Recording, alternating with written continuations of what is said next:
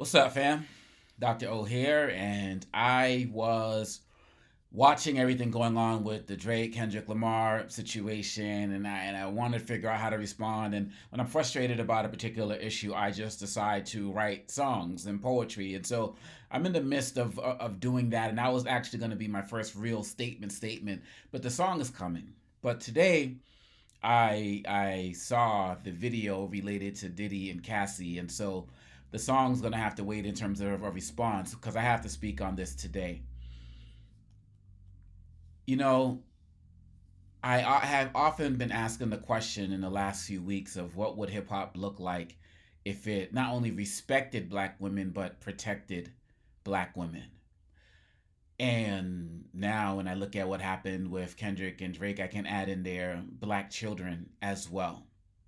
The fact of the matter is, I'm here for a debate about style versus substance, about conscious versus commercial, about all of that other, colonizer talk, and who I'm here for all of that conversation.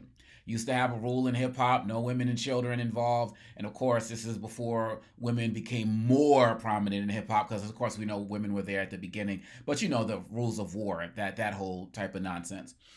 Even when Jay Z with his beef with Nas, even when he dropped Super Ugly, his mom, made him come out because even though he didn't mention Nas's child name or there was an age gap in what he was talking about, just the fact that a child was mentioned wasn't acceptable to his mom. And Jay also recognized that and apologized for that on air.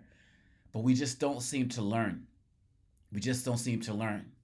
And so now we get Kendrick and Drake bringing in everything from children, alleged children, bringing in each other's parents, and also bringing in things relating to Lamar's fiance or partner, Whitney, and domestic violence. And, Drake saying, oh, I'm your favorite rapper, hit me up, and I hit you back, and then, I'll do it in a nice way.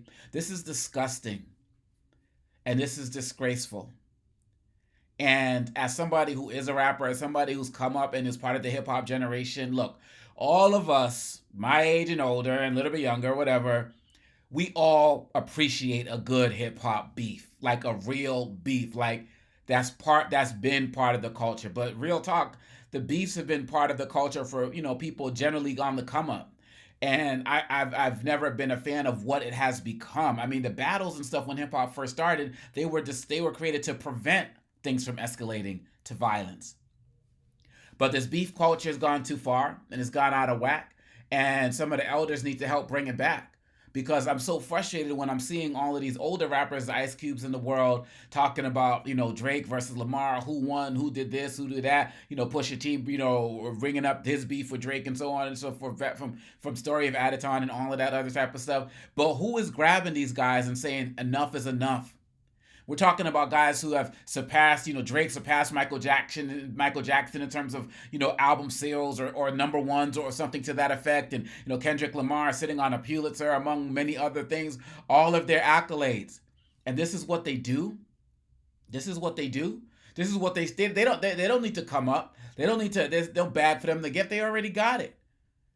And so rather than going at each other on substance and career trajectories, they go into pedophilia. They go into bringing in children by name. They go into issues relating to domestic violence and abuse and those types of things. Not in a constructive way, but in a I'm going to continue to tear you down way.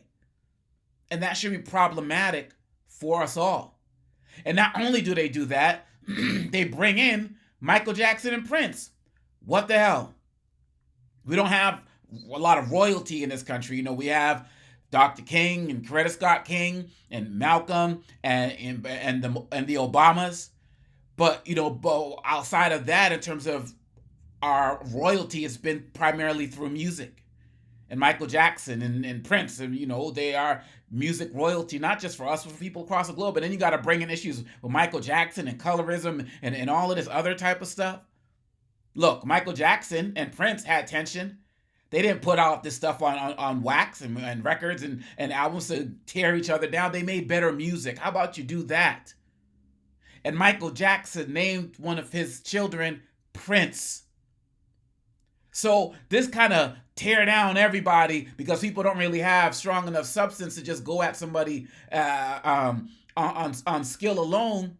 It's a problem. When are we gonna do better by our community? This is a new generation of rappers, and I see all of these people getting emotional about Drake and who won, and Kendrick and who won, and people taking sides and so emotional, probably getting into fist fights in some places. And these same folks, they said a damn thing about Megan Thee Stallion and what happened to her. And these folks, they say a damn thing about Rihanna and what happened to her. Which brings us to Diddy and Cassie. A video that has come out that is 8 years old, showing what Diddy did to Cassie. And when we talk about Diddy and why this is all connected, because it's an example, once again, of hip-hop not respecting and protecting black women. No black women were protected in this Drake and Lamar beef. People brought in more folks to bring them down. And they got enablers around them telling them to do the same thing, just like Diddy has enablers. How does a video like this get hidden for 8 years? And when I see people, and I've already been seeing what's been happening with Diddy and these allegations of the predatory behavior and all of these other types of things that have been going down. And when I see rappers get confronted, old school rappers, new school rappers, a couple of things happen. You know what they say? Oh, yeah, I'm just praying for him and his family. What about his victims or the alleged victims, right? Or the ones who put out things that haven't been proven to be true. What about praying for everybody? You know, just hoping he pulls through this. What about the women involved? What about that? I see stories from people like Mark Curry, you know, Bad Boys for Life, all of that, talking about, oh, back in the club, you know, we used to have different types of drinks. These were the regular drinks. These ones were topped with a little bit something, you know, for the women, you know, and the men knew not to touch them. Did the women know not to touch them? I seen Diddy's security guards talking about things that he witnessed, but I didn't hear anything about any intervention, anything about any upstanders, a lot of bystanders. So who are you security guards for? Now y'all getting paid, getting money, you know, to tell your story and all of that. Are you telling the story about all the black women you let down? All the young black girls you let down? And in some of these situations, I don't know all of the things that are going on out there. Probably young black boys as well. And you have some of these other artists out there saying, yeah, I knew to leave the party at this particular time, that particular time. Now, if you knew that some things were going to go down that involved adult behavior and consensual behavior, and you didn't want to be a part of that, I get it. But from what all these people are talking about, there was young people involved. And so I'm sitting here, and some people say, oh, I bet you got, you know, Diddy on your playlist. Or I'm in the process of deleting. Hey, just like I did with R. Kelly, it ain't hard. Just like I did with Cosby, it ain't hard. There's other music out there. And so it's not hypocrisy for those of us who grew up on this music, for those of us who dance to this music, to call out and ask for and demand better behavior and accountability. It's not. It's the responsible thing to do. As now as we are parents, we are executives, we are lawyers, we're teachers, we're all over the place. Now we have an opportunity to demonstrate control over this music and start demanding that people get put out of it who don't represent it. Because it's one thing to hear people singing songs, you know, dancing in the club and so on and so forth, but it's another thing to actually know what they're doing. To actually know that when R. Kelly was singing Bump and Grind, that it was about 14-year-olds. It's a different thing. And so many of us who were out there, you know, singing Can't Stop and We Won't Stop because we can't stop and all of that, Bad Boy for Life and all of that, I'm speaking as personally as myself. Many of us, we did not know these things were happening. But many of you all did. Many of you all in this hip-hop space knew. Many of you all, MCs and producers and rappers and record executives, I ain't letting you off the hook as well, heads of all of these Warner Brothers and all, y'all knew. Come on now. And even if we ain't gonna talk about Diddy, we knew about Dre. Y'all knew about Dre. Still got a new award at the Grammys. So what do we do from here? What do we do from here? We have to start demanding more. Our elders in the game have to start calling people out. No one's brought Drake and Drizzy to Drake and Lamar together to talk about this. No one's calling them out for the misogyny and the disrespect and the bringing kids into this. Nobody's calling them out. And nobody's gonna be out there speaking to Cassie, who's a mainstream artist. Jay, Nas, 50, even 50 has talked about, random things he saw, like they were making him uncomfortable. But now's your chance, 50. Keep going. You've been going at Diddy for years. You gonna speak up about this? I hope so. And Busta, Eminem, Dre, well, all of these guys who were out there. Snoop, what are you doing? But I'm not optimistic because Chris Brown still has a career. And from what I've learned, Rihanna ain't the only victim of Chris Brown. And so all I'm saying is all of us out there, we have to start doing a better job of taking a stand and uniting and calling people out who continue to support these people.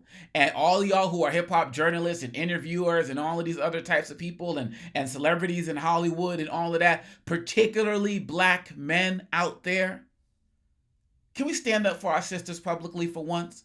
For our sisters in the industry? Can we stand up for them publicly? I bet you if it was somebody like pick a Brad Pitt or somebody like that doing something, we'd be vocal. But dang, I don't even know. I don't even know. I don't even know. And while so many people are going to spend their time engaging in black trauma porn by circulating this over and over and over again, now if you have to watch it to see what actually happened, we get it, but we got to have a trick, there's a fine line between how we have to manage that as well, because Cassie has a family and they don't want to continue to see this on loop. Hip hop has had too many enablers. Hip hop, R&B, we've had too many enablers under supporting this behavior, and it has to stop. If I don't know how this video gets on hold for 8 years, but if I saw that video, I couldn't keep that a secret. Couldn't pay me enough to do that. And if this was done, was this somewhere in a hotel, security or whatever? People are watching this stuff. Where were the police? What's going on here? What would hip hop look like if it respected black women?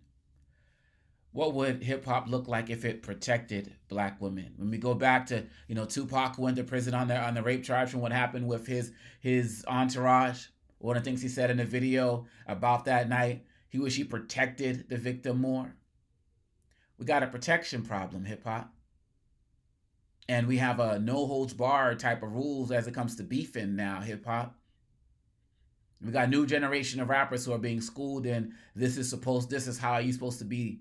This is how you get on. And when you know better, you're supposed to do better. So I'm calling on everybody out there who's engaged in hip hop in some way, shape, or form to speak up and speak out. I don't care if you got 1 follower in your social media platforms, or if you got 1 million followers. I don't care if you're a billionaire or a pauper. If you are a consumer of the culture, now is your time to speak out. Now is the time to speak up. I've already been in the process of getting things out of my head, out of my playlists and stuff. Once I started having kids, I just started looking at even before that, just being and I'm not perfect by any stretch of the imagination. And if people want to call me out for any type of hypocrisy, I'm here for the conversation because I'm trying to do better and be better. Like Maya Angelou said, that late great Dr. Maya Angelou said, when you know better, you do better. Let's do better, hip hop.